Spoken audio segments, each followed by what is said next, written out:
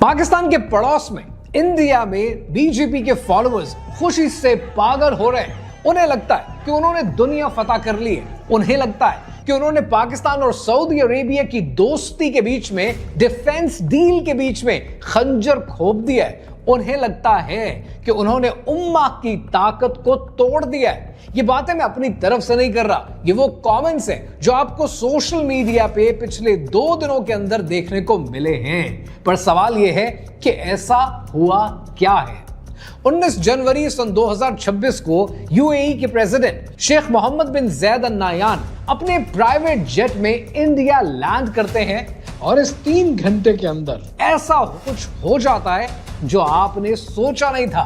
$200 billion के trade targets, $3 billion की LNG deal, defence partnership के एग्रीमेंट, न्यूक्लियर टेक्नोलॉजी का कॉर्पोरेशन, स्पेस प्रोग्राम की पार्टनरशिप और बहुत कुछ। और सबसे इंटरेस्टिंग बात कि मोदी ने खुद एयरपोर्ट पर जाकर एमबीजी को रिसीव किया है। हेड ऑफ द स्टेट के लिए इतना बड़ा जेस्चर कि बहुत रेयर है। लेकिन सवाल यह है कि इतना जल्दी क्यों?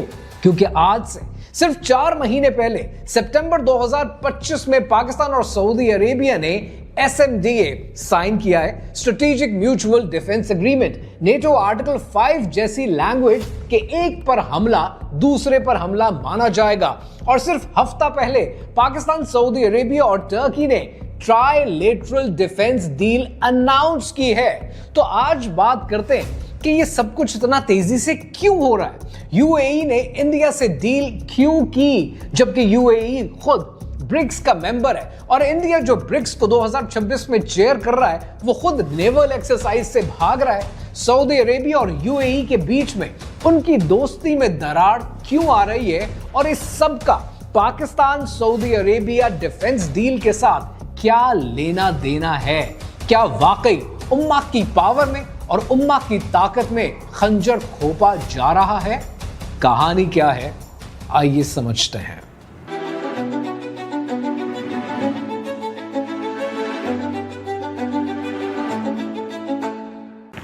सबसे पहले इस डील की डिटेल समझते हैं कि कैसे इस 3 घंटे के ड्यूरेशन के अंदर 1 नहीं, 2 नहीं, 3 नहीं, 12 मेजर आउटकम्स इंडिया ने ट्राई किया अचीव करने के लिए। सबसे पहले strategic defence partnership framework, defence manufacturing, cyber security, counter terrorism, military training, operational interoperability. उसके बाद $200 बिलियन के ट्रेड के टारगेट्स बाय 2032। करंटली दोनों के बीच में $100 बिलियन का ट्रेड है और इसे अगले 6 साल के अंदर डबल करना चाहते हैं।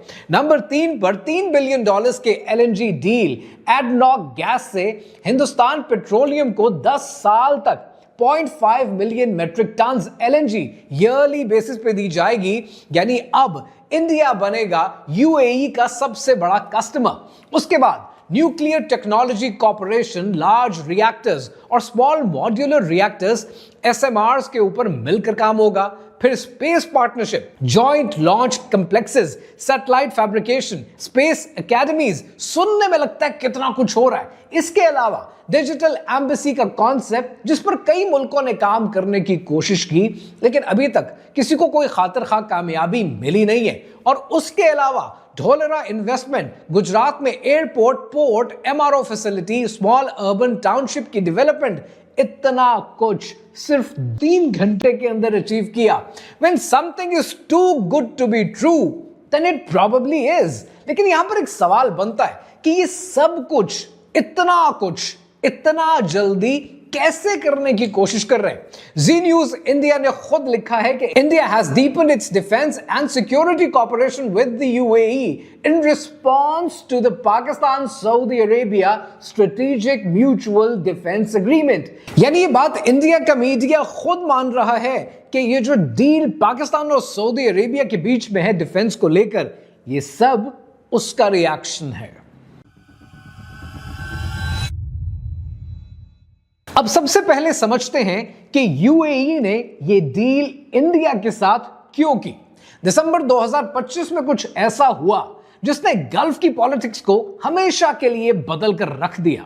इस बात को समझने के लिए आपको समझना पड़ेगा कि 2 दिसंबर को क्या हुआ था। 2 दिसंबर सन 2025 को यूएई बैग्ड, और इसको एनालिस्ट कहते हैं कि ये यूएई बैग्ड है। यूएई बैग्ड सदर